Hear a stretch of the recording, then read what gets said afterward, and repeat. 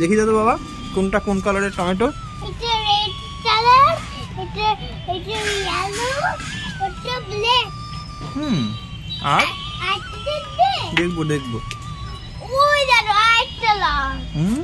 ওই দেখো আরেকটা লাল। বড় দেখে না। আচ্ছা তোমরা জিনিস দেখো? আসো আসো দেখাচ্ছি। দেখো তো। এই দেখো ক্যাপসিকাম। একটু হলুদ হয়েছে, আবার একটু কালো হয়েছে। দেখো কেমন একটু এই ক্যাপসিকামটা। আজকে সকালে শুরুটা হয়েছে আমাদের বেলি ফুলের গন্ধে। একটা বেলি ফুল হয়েছে তাতেই এত সুন্দর গন্ধ হচ্ছে। গরম পড়তে শুরু করেছে তাই এবার তো ফুল ফুটবেই। আর এই দেখো কতগুলো গন্ধরাজের কুঁড়িও এসছে, এখনও ফুল একটাও হয়নি কিন্তু অনেকগুলো কুঁড়ি এসছে। একটা, দুটো, তিনটে, চারটে, পাঁচটা, ছটা, অনেকগুলো। দেখো গন্ধরাজের গন্ধও কিন্তু মারাত্মক সুন্দর। আর বেলি ফুল তো বলতেই নেই। কি করছো তুমি এখানে? হাত ধুচ্ছি। কি আছে হাতে তাই হাত ধুতে হবে? হ্যাঁ, আর টাইম করলে কি জল বেরোচ্ছে? তুমি যে হাত ধুচ্ছ বলছো। হ্যাঁ, টাইম করলে তো জল আর আসছে না। মিছি মিছি দুষ্টুমি দুষ্টুমি। গুড মর্নিং বন্ধুরা, তো কেমন আছো সবাই? আশা করছি সবাই খুব ভালো আছো। আর আমি সঙ্গীতার ঘরের আরও একটা নতুন ব্লগে তোমাদের সবাইকে স্বাগত। তোমাদের সবাইকে অনেক ভালোবাসা জানিয়ে আজকের ব্লগটা শুরু করলাম। আজকে হচ্ছে বৃহস্পতিবার আর এখন সকালে 11টা মতো বাজে। কালকে সারাদিন যাবৎ বৃষ্টি হওয়ার পরে আজকে এক ফালি রোদটাকে কত ভালো লাগছে বলো। মানে খুব ভালো লাগছে, মিষ্টি লাগছে রোদটাকে। না হলে চৈত্র মাসের 11টা রোদ যে কতটা মারাত্মক সেটা তো কদিন বুঝতেই পারলাম আমরা। চৈত্র মাস পড়তে পড়তেই যে গরমটা শুরু হয়েছিল, কিন্তু কালকে মানে রাত্রিবেলা পুরো শীতকালের মতো ঠান্ডা লাগছিল। আর আজকে সকালে উঠতেই যখন রোদটা দেখতে পেয়েছি না, খুব ভাল লাগছে। গাছপালাগুলোকেও পুরো সতেজ লাগছে, মানে দারুণ লাগছে। পুরো ধুলোটা তো চলে গেছে, কালকে যা সারাদিন বৃষ্টি হয়েছে যাতে করে সব জায়গাকার ধুলো ময়লা একদম সাফ হয়ে গেছে। বেশ ভাল লাগছে। তারপরে মাটিতে সবসময় যে ধুলোটা উঠছিল সেই ধুলোটাও নেই, ধুলোটা পুরো বসে গেছে। মানে একদম পরিষ্কার লাগছে সব কিছু, একদম স্বচ্ছ।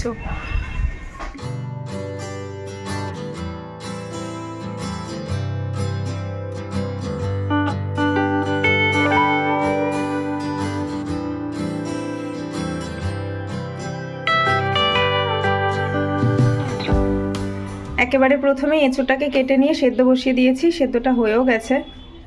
আর এরই মধ্যে এঁচোড়ের বাদবাকি মশলাপাতিগুলোও কেটে নিয়েছি। আলু দেবো, আলুগুলোকে আজকে না একটু ছোটো ছোটোই কেটেছি। কি বলতো, এঁচোড়টাকেও আজকে অনেকটাই ছোটো কেটেছি, সেই জন্য আলুগুলোকেও ঠিক ছোটো ছোটো সাইজেই কাটলাম। পেঁয়াজ কুচো করে নিয়েছি, আর এগুলো বাটা মশলা যাবে।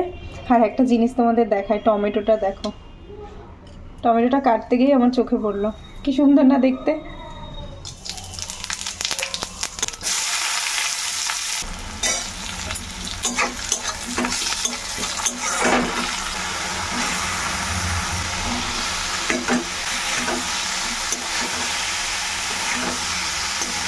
এঁচোড়ের তরকারিটা প্রায় আর হয়ে গেছে। গরম মশলা ছিটিয়ে দিয়ে দিয়েছি, আর একটুখানি ঘি দিয়ে দিলাম অল্প করে।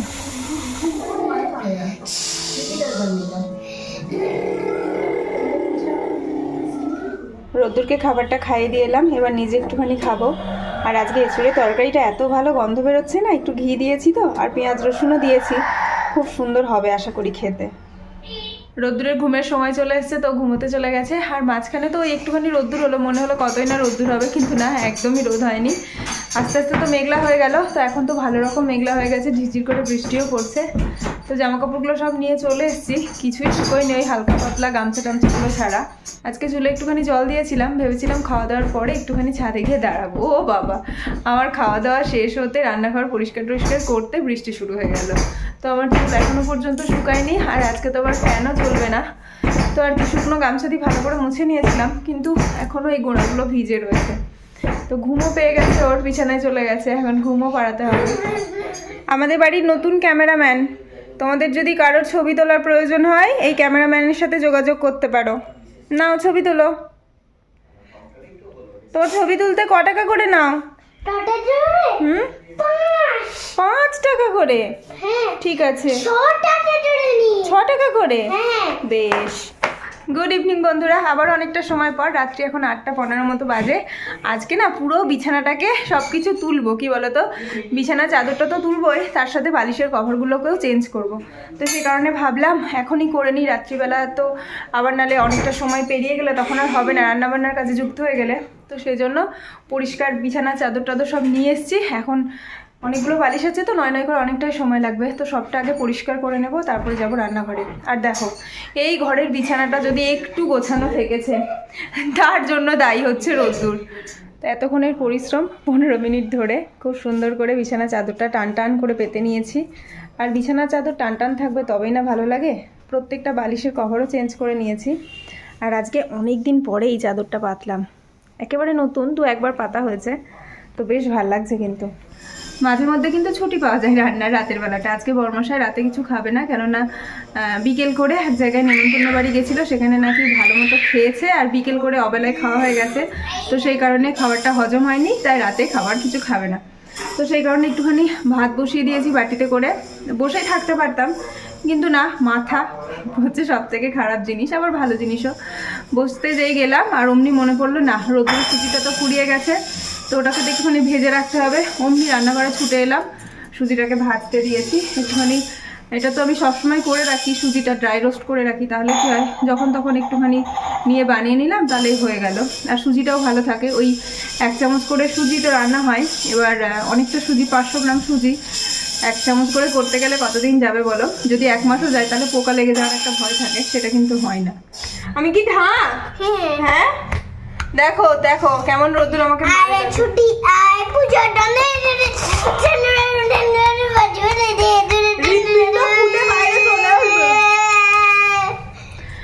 আজকে তোমরা সবাই জানলে তো রোদ্দুর কেমন দুষ্টু, দেখো কেমন দুষ্টু। বাবা বাবা।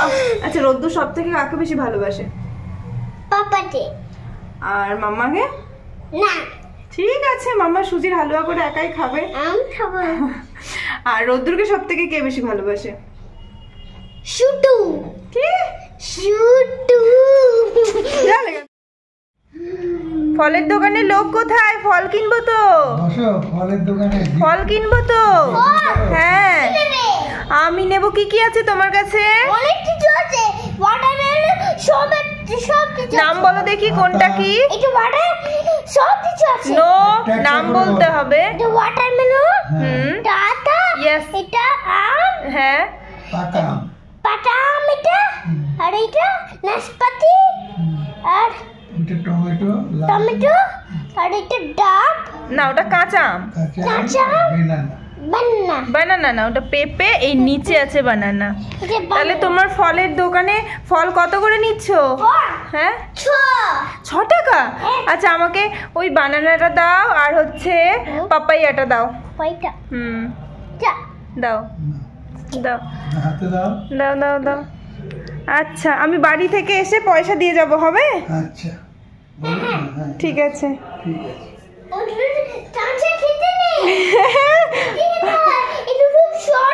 ও, শক্ত, ঠিক আছে, নাও তাহলে, তুমি খেলো। আচ্ছা, এই ফলগুলো তোমাকে কে কিনে দিল? তো ঠাম্মিকে থ্যাংক ইউ বলো, বলো ভালো। এইদিকে তাকিয়ে, এইদিকে বলো, খুব ভালো হয়েছে। আবার এইটা মোটরসাইকেল? বাবারে, তুমি কি ফল দিতে চাও? ওয়াটারমেলন না? তুমি ওয়াটারমেলন এটা খাও। ঝুড়িতেই থাক, আমি পরে খেয়ে নেব। সাজিয়ে রাখো। বেলাও অনেকটা গড়িয়ে গেছে আর তার সাথে খিদেও পেয়ে গেছে, সেই কারণে ঘরে পাউরুটি ছিল, দুটো পাউরুটি একটু বাটার দিয়ে সেঁকে নিলাম। তো এইটাই সকালের খাবার, এটা খেয়ে নিই। খাবারটা তাড়াতাড়ি করে খেয়ে বাজার গোছাতে চলে এসেছি। আর আজকে বাজারগুলো দেখে না আমি খুশি হয়ে গেছি। জানি সময় লাগবে অনেকটা গোছাতে, কিন্তু দেখো লাউটা যেমনি বড় কিন্তু কচি রয়েছে, তার সাথে একটা বিগ সাইজের তরমুজ যেটা এখন রোজ আসবে, আর এসছে কাঁচা কাঁচা আম যেটা চাটনি বানানোর জন্য অপেক্ষায় রয়েছে, মানে আমি অপেক্ষায় রয়েছি আর কি। তার সাথে সজনে ডাঁটা, ফল, আর এখানে রয়েছে একটা এঁচোড়, বাবা নিয়ে এসছে, এটা গাছের এঁচোড়। আর এখানে রয়েছে কুলেখাড়ার শাক। এতগুলো সবজিপাতি ঠিকঠাক করে রাখতে অনেকটা সময় লেগে গেল। তো লঙ্কাগুলো গোটাগুলো ছাড়িয়ে রেখেছি, আর আজকে বেশ কতগুলো পাকা লঙ্কা রয়েছে।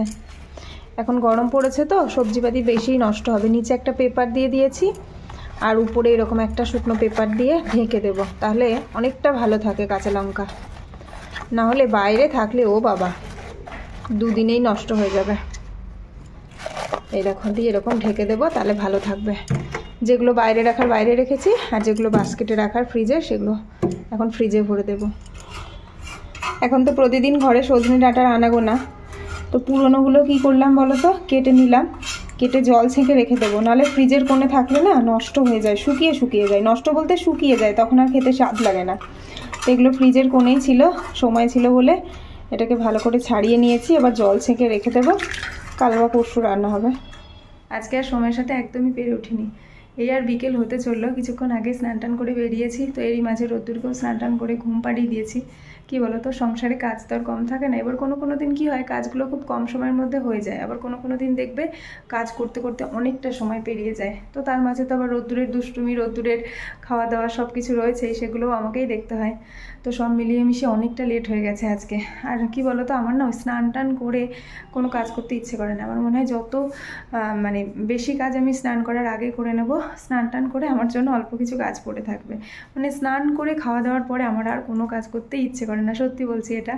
তো এই করতে করতে কি হয়, ম্যাক্সিমাম দিন কি হয়, অনেকটা দেরি হয়ে যায় স্নান করতে।